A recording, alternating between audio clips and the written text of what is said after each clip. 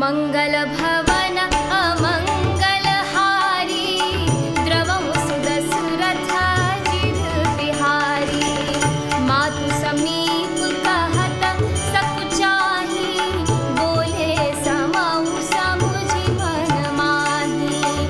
राजकुमारी सिखावन सुनहु आन भांति जिय जनि कछु गुनहु।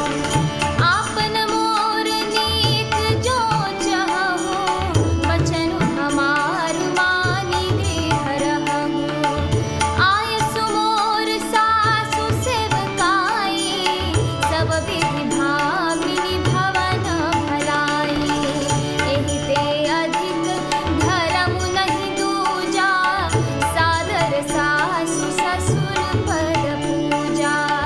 जब जब मातु करी सुधि मोरी मोहि प्रेम विकल मति भोरी।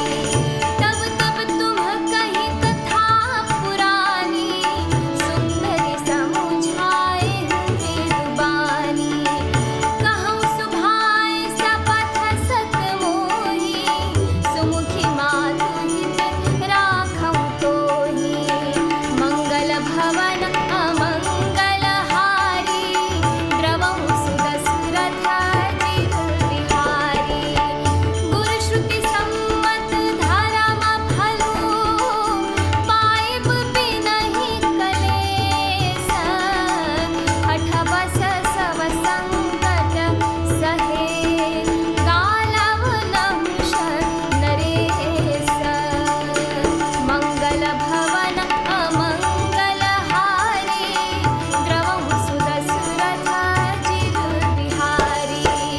मैं पुनि करि प्रवान पितु बानी बेगी फिरब सुनु सुमुखी सयानी।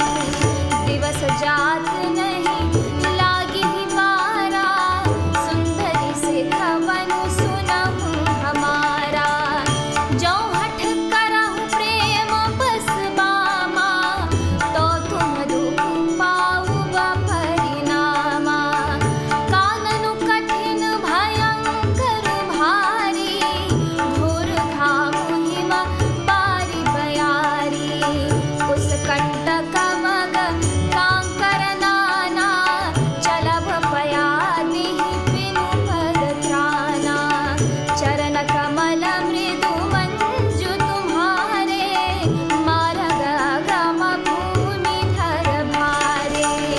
कंदर खोह नदी नद नारे अगम अगाध न जाहि निहारे। भालु बाघ वृक के हरि नागा करहि नाद सुनि धीरज भागा। मंगल भवन अमंगलहारी द्रवं सुदशरथाजिर बिहारी। भूमि शयन बल कर बसन असनु कंद फल मूल। तेकी सदा सब दिन मिलही सबुई समय अनुकूल। मंगल भवन मंगलहारी द्रवं सुदशरथाजिर बिहारी। अर्थात माता के सामने सीता जी से कुछ कहने में सकुचाते हैं, पर मन में यह समझकर कि यह समय ऐसा ही है वे बोले, हे राजकुमारी मेरी सिखावन सुनो। मन में कुछ दूसरी तरह ना समझ लेना। जो अपना और मेरा भला चाहती हो तो मेरा वचन मानकर घर रहो। हे भामिनी मेरी आज्ञा का पालन होगा, सास की सेवा बन पड़ेगी। घर रहने में सभी प्रकार से भलाई है। आदर पूर्वक सास ससुर के चरणों की पूजा सेवा करने से बढ़कर दूसरा कोई धर्म नहीं है। जब जब माता मुझे याद करेंगी और प्रेम से व्याकुल होने के कारण उनकी बुद्धि भोली हो जाएगी, वे अपने आप को भूल जाएंगी। हे सुंदरी तब तब तुम कोमल वाणी से पुरानी कथाएं कह कह कर इन्हें समझाना। हे सुमुखी मुझे सैकड़ों सौगंध हैं।